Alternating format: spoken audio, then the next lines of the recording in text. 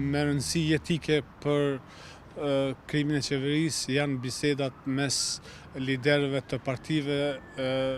më të fuqishme të Kosovës. Aktualisht, kryeministri Kurti nuk ka bërë të ditur që i ka 61 deputet për ta krijuar qeverinë, por absolutisht ka kohë, por gjithsesi besoj që ai do të shkojë deri në limitet institucionale të kohës së paraparë me kushtetut që eventualisht ta bëjë ndonjë veprim në momentin e fundit, pasi nuk besoj që ai ka vullnetin që të rikthehet në opozitë dhe do të bëjë çmos që ta ruaj postin aktual që e mban. Po ka qenë jashtëzakonisht zhgënjyese qasja e opozitës, sepse edhe pse i kanë numrat për ta bërë qeverinë, ka mungu vullneti, ka pas krekosje krejtësisht naive, thënie të fjalëve të fundit si fjalë të para, pra nuk mund të kërkohet posti i kryeministrit, nuk mund të vendosen vijat kuqe para se të filloj çfarëdo lloj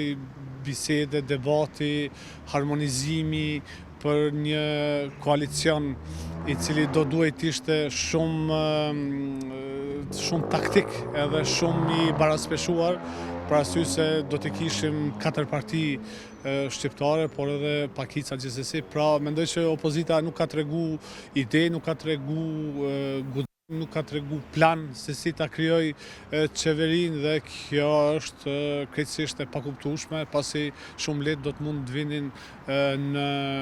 qeveri,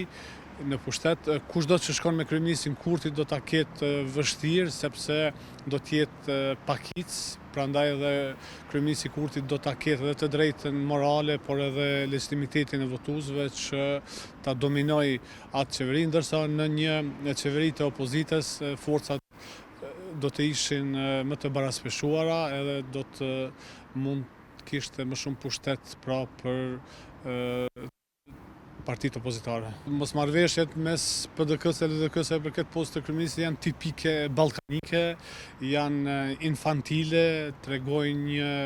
mungesë të plotë të vizionit, të planifikimit dhe të realizmit. Pra nuk mund të ketë Kosova 3 apo 4 kryeministra, edhe absolutisht në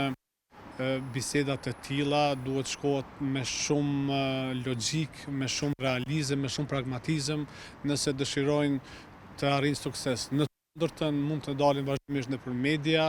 të bëjnë spektakle, por efekti do të jetë zero.